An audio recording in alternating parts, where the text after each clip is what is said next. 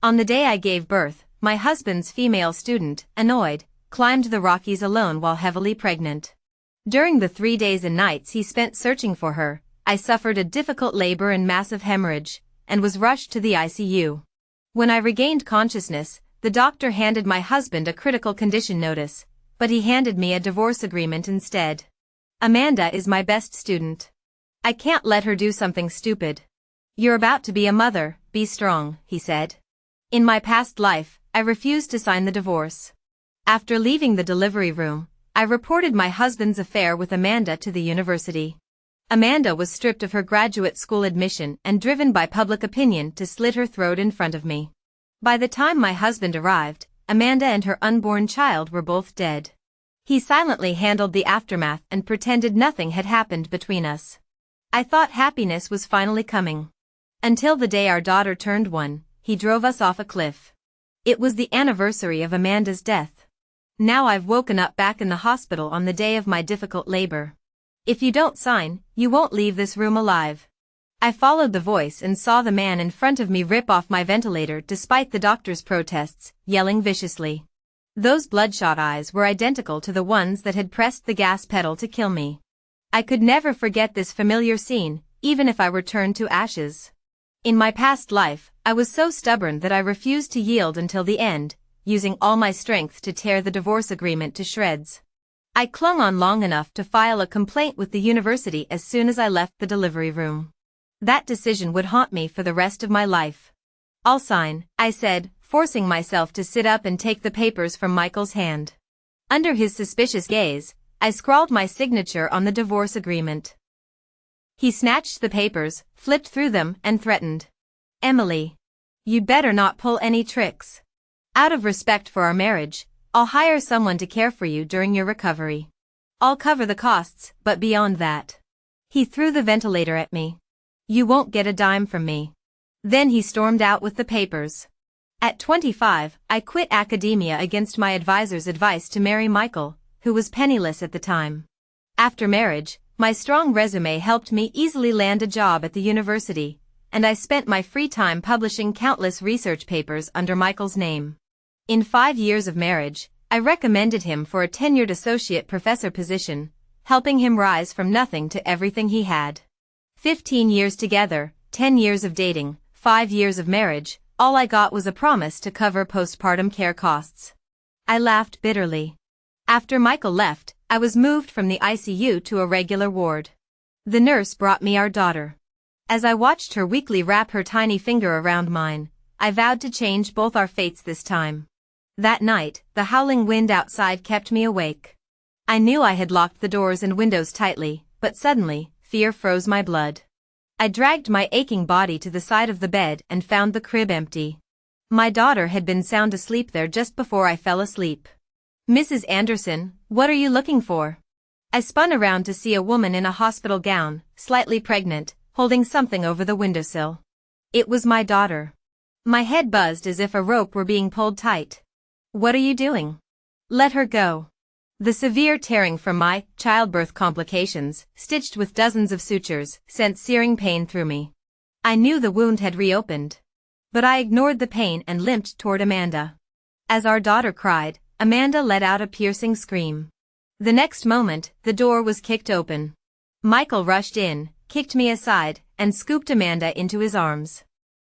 Amanda, are you okay? Are you hurt? Emily. I knew you agreeing to the divorce so easily was a trap. You've been waiting to frame me. I hugged our daughter and was kicked several feet back, slamming into the wall with a groan. The woman in Michael's arms trembled, sobbing into his chest while smiling at me over his shoulder. Professor Anderson. I got up to use the restroom and heard the baby crying outside Mrs. Anderson's room. I thought I'd help, soothe her, to let Mrs. Anderson rest. But she accused me of breaking up your marriage and tried to throw me and my baby out the window. Michael believed every word. He turned to me with a look of horror. Before I could speak, he picked Amanda up in his arms. I should have known you're completely heartless. People like you don't deserve to spend my money recovering here. You should be on the streets. With that, he carried Amanda out of the room. Our daughter kept crying, but Michael never once asked about her. Before I could react, security guards swarmed in, dragged me out, and dumped me outside the hospital. The early morning wind stung my open wound. My daughter cried until she had no tears left, and blood trickled from me onto the pavement. I tried to go to the emergency room for stitches but remembered this was a private hospital where Michael owned half the shares. Security had already posted my photo at the entrance with a sign. Prohibited from entering this facility. It was the middle of the night, and few cars passed by.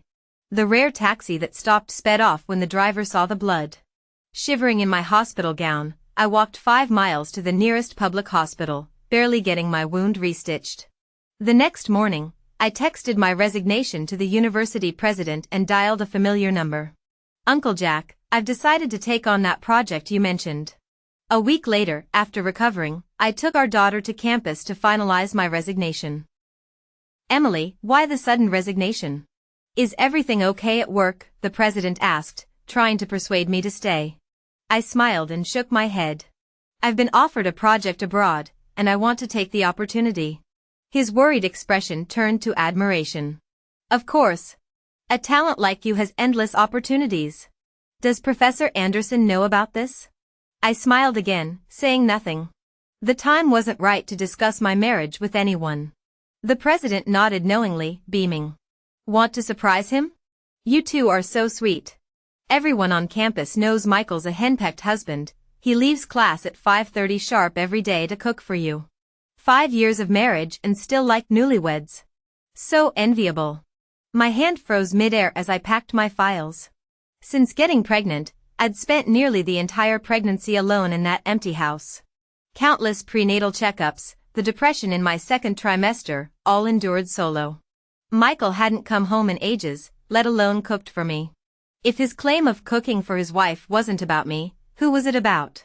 Not yet ready to expose the truth, I smiled and nodded at the president before finishing my packing. I drove home with our daughter, but at the door, the passcode I'd entered 1,000 times wouldn't work. Originally, we'd had a simple lock, not a smart one. 5 years ago, we'd lived in a $300 per month studio in a rundown neighborhood to save for Michael's research. One night, after a late lab session, I came home to find someone breaking in. Thank God Michael arrived in time to call the cops. After that, he'd refused to let me work late, swearing in our moldy studio that he'd give me a big house with the safest keypad lock.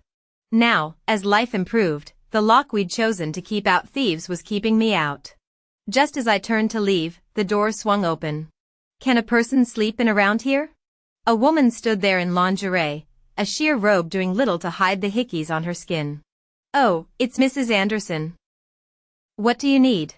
"Professor Anderson is exhausted from last night, he's still in bed." "Tell me your business, and I'll relay it." Amanda pushed out her pregnant belly, letting the robe slip further, flaunting the marks on her chest like she owned the place. Once, this would have driven me insane. Now, I ignored her provocation and walked in. "I'm just here for my things." I pushed the stroller past her into the house, but in our old bedroom, nothing of mine remained. The walls and nightstand were covered in photos of Michael and Amanda, auroras in Iceland, dolphin watching at sea, kissing at sunrise on a mountain peak. They'd done every cliché couple thing, things he'd never done with me. I felt more ridiculous than heartbroken. For 5 birthdays, my wish had been the same. I hope Michael will spend more time with me this year. He'd always smiled and promised next year, but every year, he'd broken it. Now I knew why, he'd been too busy with his student. The room was stocked with baby gear, clearly bought by Michael for Amanda and her child. "Where are my things from the bedroom?" Amanda feigned innocence. "Sorry, Mrs. Anderson, I didn't realize that junk was yours. Professor said I could toss whatever I wanted, so I laughed coldly. "How long has it been since I signed the divorce? Since when is this your home? I paid for half this house. Even divorced, it's not your place to." Before I could finish, she ripped off her lingerie, slapped herself hard, and collapsed wailing. Michael bolted downstairs in just boxers, his chest covered in scratches. "Emily. What the hell are you doing?" Amanda sniffled, lashes damp with fake tears. I opened the door in my PJs to help Mrs. Anderson, but she saw my marks and started calling me a whore, tearing my clothes and hitting me. "Emily. Do you know how fragile pregnant women are? You were pregnant once, how could you hit her? If anything happens to her baby, I'll ruin you. He cupped Amanda's face tenderly, blowing on her cheek. Shoo, it'll stop hurting. She just hates seeing me care about you. I snapped. Michael, look closely, this is a real slap. My palm connected with Amanda's cheek, leaving a bright red mark. She froze, even forgetting to fake cry. But in an instant, I was slammed to the floor, Michael's knee pinning me down as he backhanded me across the face. Amanda is mine. Hitting her is hitting me. Blood poured from my nose, and he grabbed a vanity mirror from the table, hurling it at my head.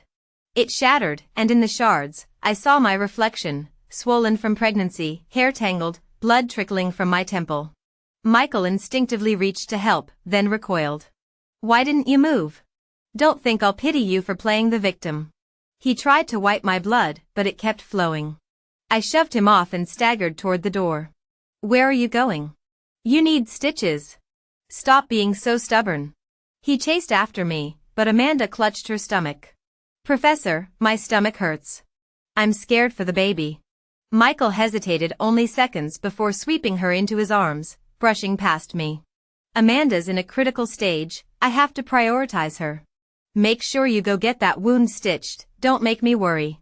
I'll come to you once this is handled. Seconds later, they vanished from sight. I pushed the stroller to the curb and hailed a cab. Central Academy of Sciences, I said. The driver handed me tissues for my blood and eyed me through the rearview mirror. Honey, you're hurt, why go to the academy instead of the ER? Civilians can't just walk in there. I stared out the window as hot wind blew in, my voice flat. I'm going home. Since when do we need reasons for that? At the academy, I breezed through facial recognition security and took the elevator to the top floor. Knocking on the last office door, I stepped inside. Uncle Jack, I'm back. The middle-aged man behind the desk stood up, reaching for my shoulder, then froze at the gash on my temple. Did he do this? My silence was answer enough. He sighed heavily, pulling a manila envelope from his drawer. The project you asked about is set. Your Aunt Lisa's arranged everything on site. Plane tickets are inside, but... He glanced at my sleeping daughter in the stroller, gently brushing her cheek. You won't let me touch Michael, still have feelings for him? I pulled out the ticket, 5 hours until I left for a new life. No, Uncle Jack. You misunderstood. I'll make sure he never recovers, on my own terms. Uncle Jack drove me to the airport. My phone wouldn't stop buzzing. When I checked, it was full of photos. Michael, naked, between Amanda's legs. Don't worry about me, Mrs. Anderson. Professor's giving me a thorough exam. I scoffed, screenshotting everyone. Who sends their own crime evidence? At the airport, Uncle Jack tucked a credit card into my daughter's onesie. Pin's your birthday. Use it, no excuses, he said gruffly. After a long pause. Aunt Lisa and your brother will meet you at the gate. I'll handle things here. When it's done, I'll join you. Waving goodbye, I boarded the flight to Country A. As the plane taxied, Michael's final text came through. You're always so impulsive. I know you're jealous, but you went too far this time. You know how critical the second trimester is. Show some empathy as a woman. Apologize to Amanda properly, and we'll put this behind us. I popped out my SIM card and handed it to a flight attendant. Mind tossing this for me? At the hospital, Michael couldn't shake his unease. He ordered the chief of staff to personally oversee Amanda's exam. Mr. Anderson, Miss Carter is in perfect health. Delivery should be smooth, the doctor beamed. Too bad Mrs. Anderson's health isn't half as robust, she nearly died in childbirth. Amanda smirked, puckering up for a kiss, but Michael pushed her away.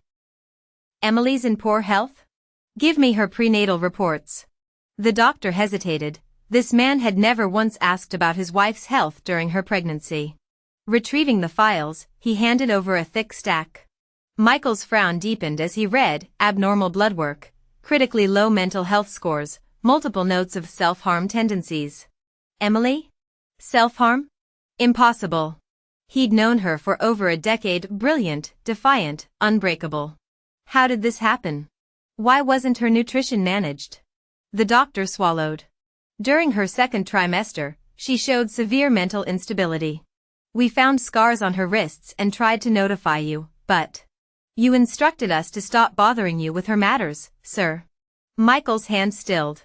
He remembered Amanda's positive pregnancy test, their Iceland trip, Emily's desperate calls. I'm swamped at work. Can't you, as my wife, be more understanding? After that, Emily had gone silent. That's when the doctor called about her deteriorating mental state. All women go through pregnancy. Amanda's out here having fun with me. Why's Emily so high maintenance? She's about to be a mother, stop coddling her.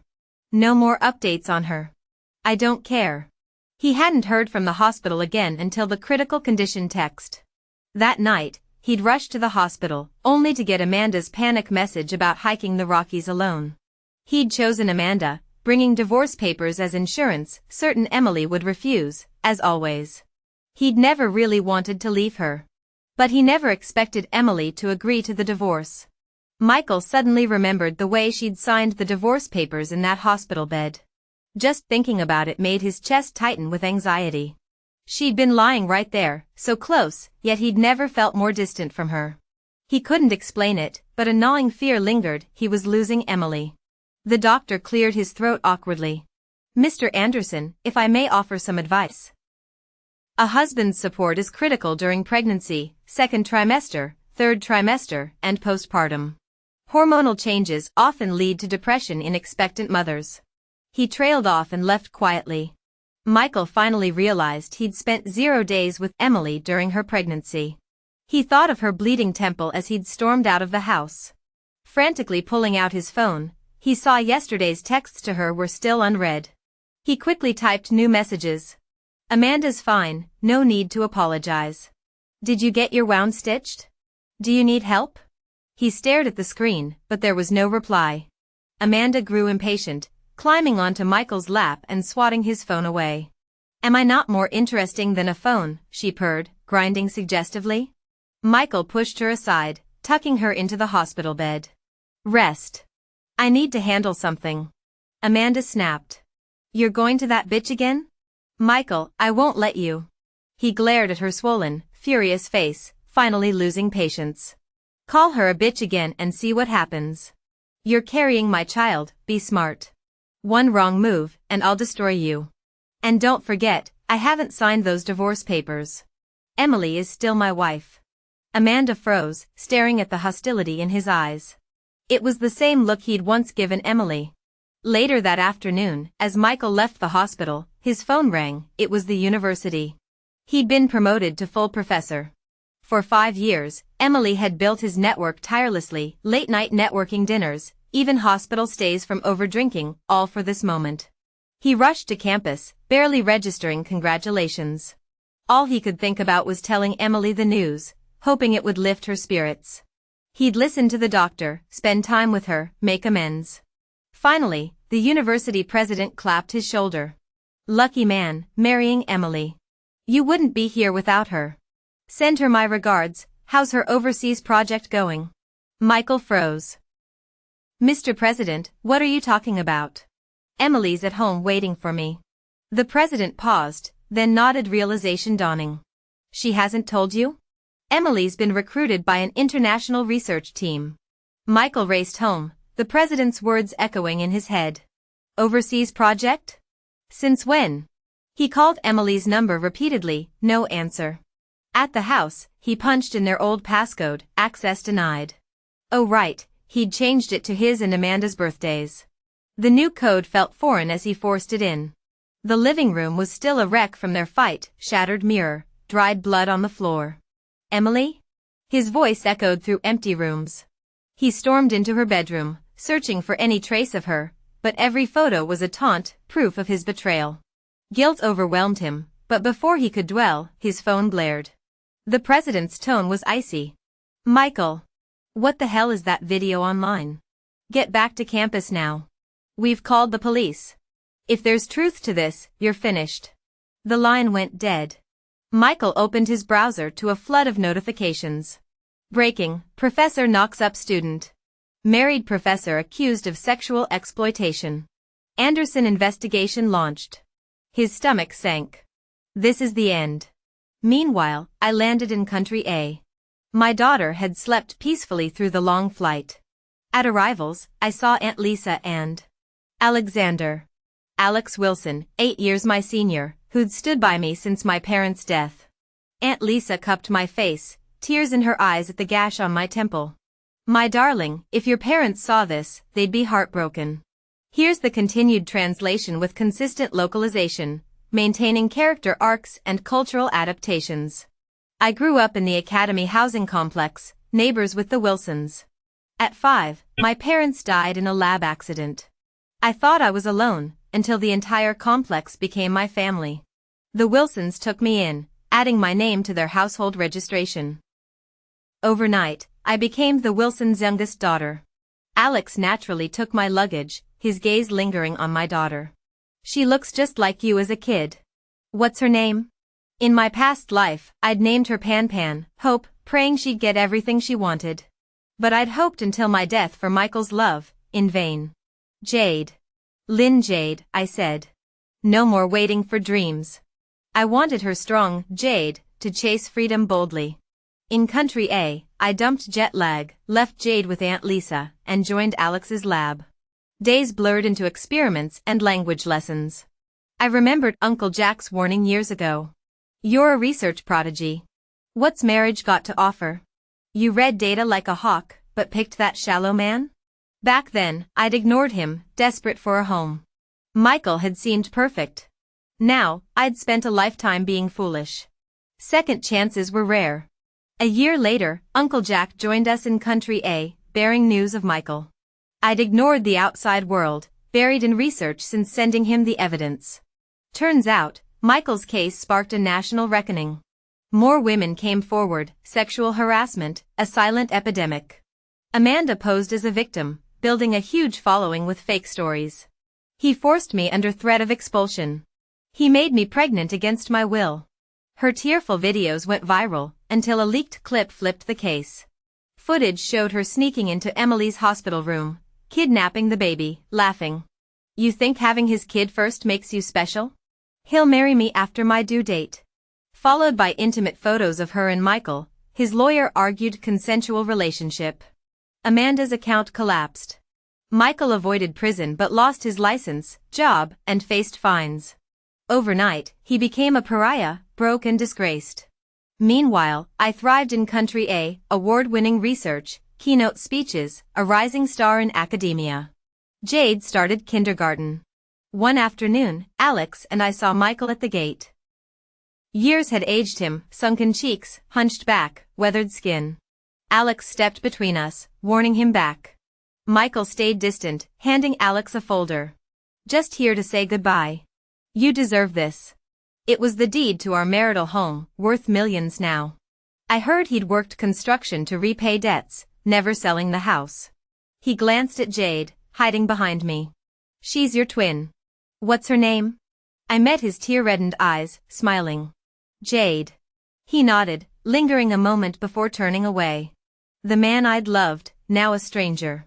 Some bridges burn too bright to cross again. But here, in the sunlit kindergarten yard, my daughter clutched my hand, laughing. Forward was the only direction left.